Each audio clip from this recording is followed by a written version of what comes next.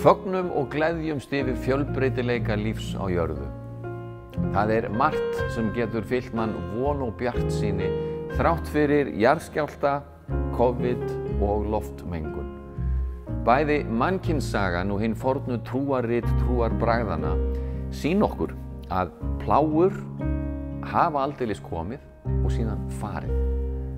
Það einstakt í mannkynssögunni, sögu Homo sapiens, eins og við þekkjum hana, að mannkyn geti nú í raun í fyrsta sinn sameinast, samstillt krafta sína gegn aðsteðjandi ógn sem ógnar öllum jafnt.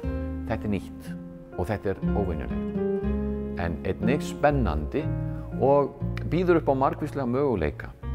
Vonandi mun heimsfaraldurinn virka sem stökkpallur til þess að breyta lífsvenjum fólks, hagkerfum til góðs fyrir lífríki jarðar.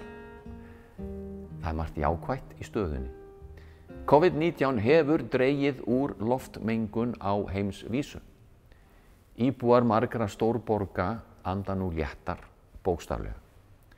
Talið að stórminnkuð loftmengun þökk sé COVID hafi komið í veg fyrir tugþúsund ótímabær dauðsföll. Hvers vegna þetta ekki í fréttum? Áhrif faraldursins á loftmengun sýnir þann toll sem óbreytt ástand í mengunarmálum tekur en fáir virðast gefa gaum. Viðbrögðin við COVID sýna hvað hægt að grípa til afdrifaríkra aðgerða á stuttum tíma ef vilji fyrir hendi. Aðgerðirnar sem ráðist hefur verið í að mörgu leyti svipaðar þeim sem við þurfum að ráðast í til að sporna gegn loftslagsvánni.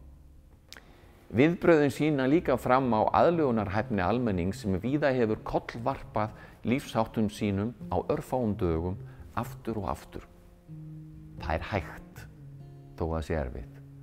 Plágan gæti verið tækifæri fyrir mannkyn til að æfa sig í loftslagsvænni lífsháttum.